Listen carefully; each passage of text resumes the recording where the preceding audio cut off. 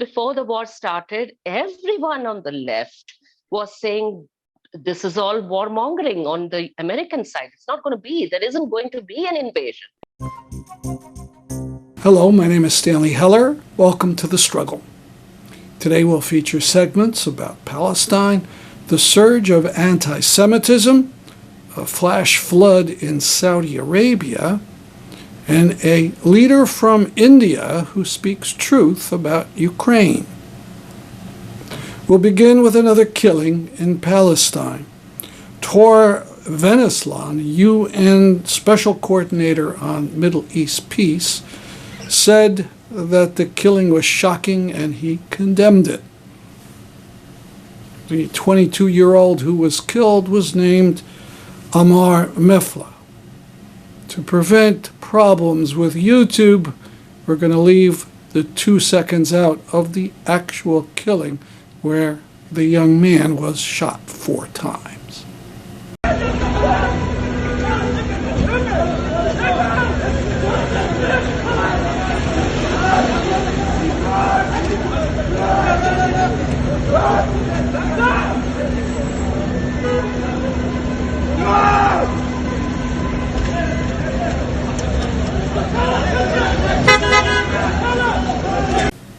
This is the aftermath.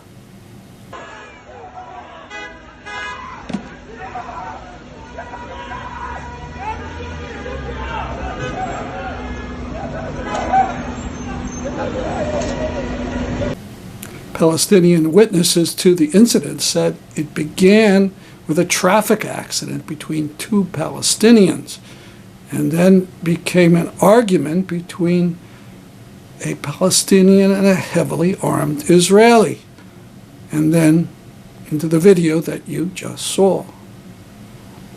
The Israeli government, however, has its own version of things, but its spokespersons lie with such regularity that it's hard to believe them. In this incident, over 140 Palestinians have been killed by Israelis just this year. In May of this year, the New York Times reported about an Israeli film called Tantura, about a 1948 incident, a massacre in that Palestinian village along the Mediterranean coast. Palestinians, of course, discussed it at the time, and decades later it became a subject of an academic report by Teddy Katz, an Israeli.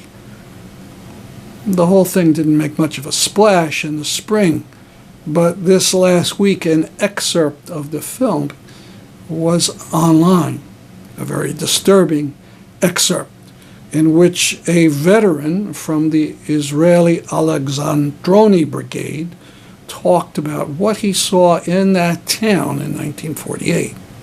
For some reason, he laughs while speaking about a rape and killings, and that has touched a nerve. השתוללו בטנטורה, זה היה משהו נורא. טנטורה היה כפר עשיר, בתים יפים, גרים כמו אירופאים, אתה יודע, וגם אנשים היו לבושות ויפה, וזה באמת היה כפר... אחד אנס שם איזה ילדה בת 16, משהו כזה, אתה מבין? אבל זה מכוער מאוד, היה לנו בחור אחד ונפטר, הוא היה פרא אדם, הוא לקח פשוט מאוד ורצח אותם בתוך המכלאות. בתוך המכלאות, הם היו במכלאות, אתה יודע, חוטי ברזל כאלה, עגולים כאלה, אספו כל הגברים. הם יושבים שם, כולם, על הרצפה, ובא בישור, ולוקח תת מקלע ומתחיל זה, מחליף מחסנית, מה אתה חושב זה? אבל אנחנו לא היינו כאלה. הוא היה יוצא דופן, הבחור הזה, כן, מה שהוא עשה. והשתיקו את הדבר הזה, והיו חבר'ה שלקחו את הלוויורים, ורדפו אחרי חבר'ה ושרפו אותם. זה היה משהו זוועתי, וזה אסור לספר, אני לא אדבר על זה, כי זה יכול להיות סקנדל שלם מהעניין הזה. אני לא רוצה לדבר על זה. A new film about 48 called Farha has appeared on Netflix this month. Watch it before right-wing forces get her removed. Shatzi Weisberger has died. She was a fiercely anti-Zionist Jew. JVP had an artist draw this graphic of her holding up a sign. Shatzi Weisberger, presente. We move on now to matters of anti-Semitism. I wrote an article criticizing an awful 56-minute video of Minister Louis Farrakhan defending Ye and Kanye West with a furious tirade against Jews.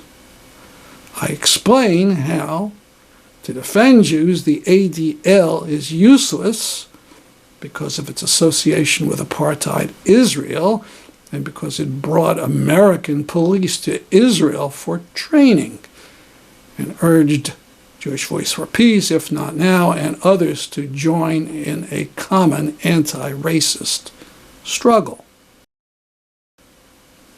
And now video members, hundreds of members of the Black Hebrew Israelites, wearing purple sweats with the words, "Israel United in Christ," surrounding and chanting at the Barclays Center in Brooklyn as Kyrie Irving returned from suspension.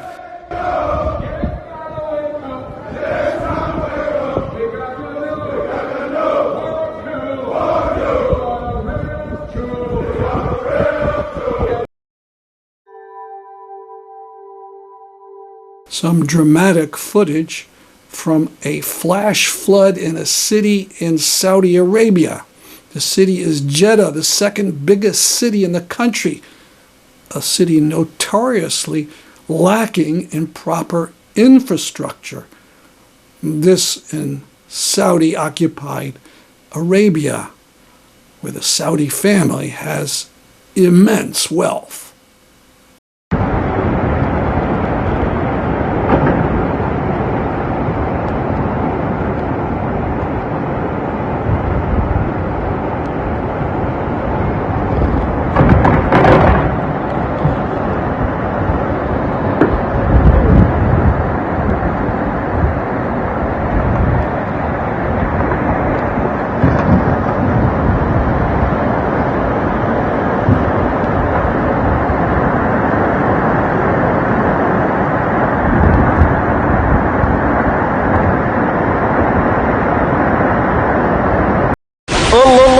الله هذه ما اشوف سياره تنسحب تو العين دوس.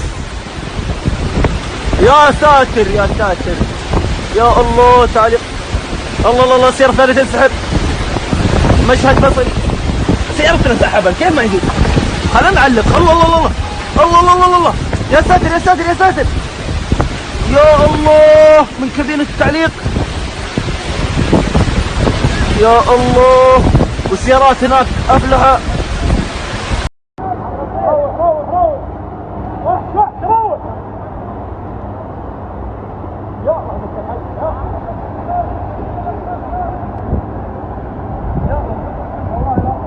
I don't know if that swimmer was able to survive. Speaking of Saudi Arabia, Senator Bernie Sanders is trying to get a war powers resolution passed that would end U.S. support for the Saudi war against Yemen. Now would be a good time to call your members of Congress and ask them where they stand on this issue, and to vehemently tell them that you want that war of aggression to end. You can call 24/7. All the elected members of Congress have answering machines. Now to a different war of aggression, that of Putin versus Ukraine. Kavita Krishnan, who gave up her post leading one of the Communist parties of India over the question of Ukraine, spoke recently.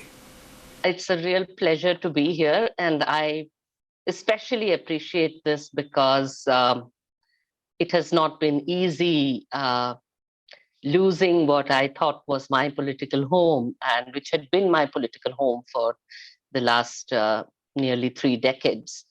And what does compensate for that pretty calamitous loss for me is the discovery of another community, uh, which I had not been in touch with before this, which is a community of those on the left who, while being committed to a future beyond capitalism, do recognize the situation that the world is in right now, do recognize that, we can't approach 2022 with the same formulas that we had in 2003. The world is different right now. There are other dangers right now, and just a second. Yeah, there are other forces in the world apart from American imperialism, which present a clear danger to democracy and are not only imperialist and oligarchic, but are also extremely right wing, extremely far right. So I will explain what I mean by that right now, how I see these things and how they are seen in India. But just before that, I wanted to say that just finding other people who are grappling with this situation, where we are dismayed to find so much of the global left, so many influential voices on the global left whom we have grown up deeply respecting, as well as a whole bunch of websites and so on, which command, which are the go-to places where people go for the left perspectives on so many things. All of them seem to share so much with far right positions right now that it is pretty bewildering and dismaying. So I think those who share that sense of dismay and those who are grappling with this situation, well, we are in it together, and that feels a little better. But I wanted to just start by clarifying that there are many left streams in India. And I will start by talking about the Indian situation we are in beyond the left alone. But I just wanted to clarify right to begin with that the primary sort of left streams in India, there are two parties called the Communist Party of India and the Communist Party of India Marxist. This is CPI and CPIM. They more or less share very similar positions and are in a similar political place on most things, and they have held several governments at various times in states in India, and the CPIML, to which I belonged, is a different stream. And in general, I mean, its position, while the CPI and CPIM, you may recognize, many of you may recognize Vijay Prashad, who is with the CPIM and also quite well known as as a figure on the left internationally. CPIML has actually generally had a better position on so many issues, both nationally as well as internationally, more democratic position. So it isn't quite accurate to say that they support Putin. They didn't. They said, we condemn the invasion, we stand with Ukraine. The problem, I think, was, and I have written about the Uyghurs and what is happening to them in the party magazine and so on. All of that without, all that was all right. It's just that I was disturbed to find that we seem to be in a habit of balancing that solidarity and support and calibrating it with a need to sort of say, oh, but American imperialism is at fault as well. There's a NATO angle. There is America is benefiting most from this war, and not being able, and therefore showing less solidarity, actionable, meaningful solidarity than we did when it was Iraq or Afghanistan or Vietnam or whatever it was. So what I mean by actionable, meaningful solidarity was that there in the Indian media and social media sphere is completely flooded with Putin propaganda. That is the dominant understanding across political lines. On the far right, there is tremendous support for Putin, and I'll come to that. But on the Hindu supremacist right, there is a tremendous sense of identification with Putin and his political project, and I will come to that. But beyond that, minority communities like the Muslim community in India, which is at the receiving end of Hindu supremacist fascism, there as well, there is a tremendous sort of, acceptance for, because, Russia is seen as a challenger to American imperialism. There's a lot of pro-Putin sentiment there as well. There's a lot of excuses for the war, which have been very, very widespread. And of course, on the left, there is open support for, there is a formal, saying that we want the war to end. We're against the war, of course. War is never right. But on the CPI and CPIM, after that, there would be all this stuff about, the war is happening because of NATO, and open, they're quite open in their praise, those left parties, of Russia and China as a multipolar challenge to America. And, China is called socialist, and, all of that.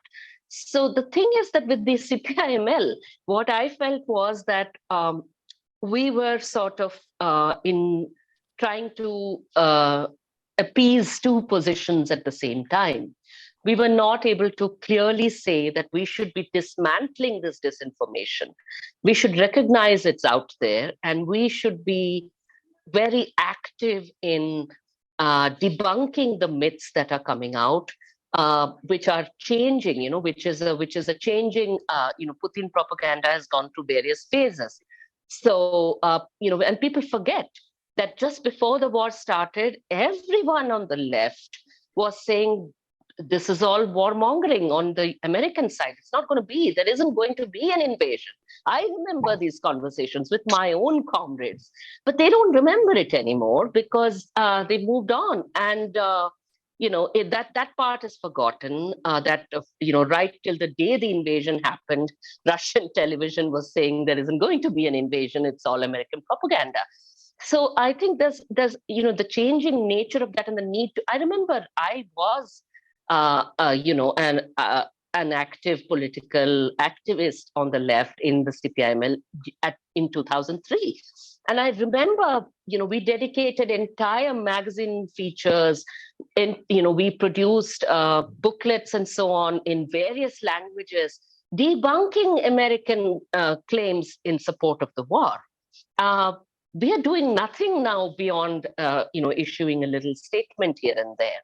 So there isn't really, as I said, meaningful solidarity.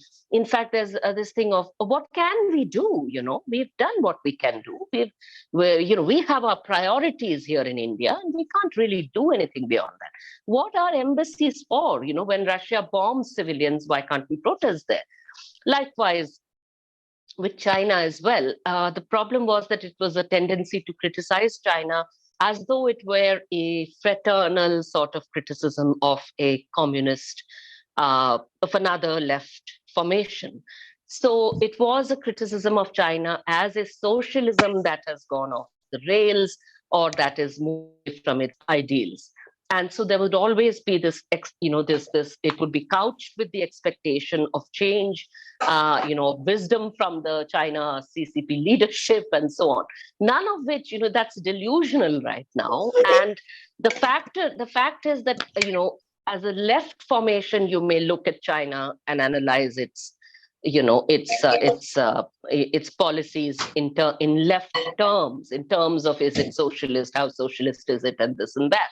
But the point is that in terms of the actual harm it is doing harm in the world, and of course, especially in the region where India is. As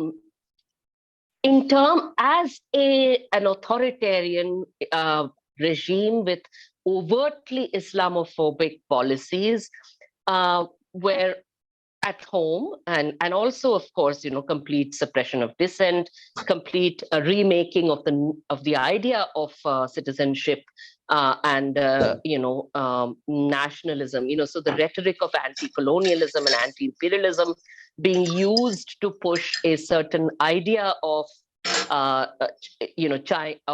of China and belonging to China, to tell Chinese people that essentially their job as citizens is to obey. And so turning the notion of citizenship as a rights-bearing citizen into something which is a citizen who owes duty to the state and to the Communist Party, and in particular now, of course, the Communist Party and Xi and China as a country. We've seen that in the latest Congress documents there. That's all fused into one figure of Xi. And so, duty is owed, a duty of obedience is owed to Xi. And this should, be something we pay attention to, because of course, the regime in India makes no pretensions of being left-wing or communist and all of that. It's the opposite. It's a far-right regime. It's Hindu supremacist. And of course, the main fascist formation that it is born of is actually a product of the 1920s and arose alongside European fascisms of that time, and is quite explicit in its debt to those fascisms, while having very specifically Indian features as well. But the thing is that at the same time, while they have all those features and those Indian specificities, they are not, beyond learning from this authoritarian, totalitarian state next door, right? So they are learning methods of control, both political and technological, from there. So they are borrowing facial recognition technology used to monitor minorities, to monitor people in conflict areas, to monitor dissenters, monitor protesters in Delhi, all of this. And at the same time, of course, this notion, Modi also has started speaking the language of why is all this talk of rights dominant? We should be talking about duties. So all of us, we have to do our duty. So you have to do your duty as a citizen. And so he harps on that. He also, is looking very closely at the manner in which China is justifying its incarceration of Uyghur people en masse in concentration camps using the rhetoric of the war on terror.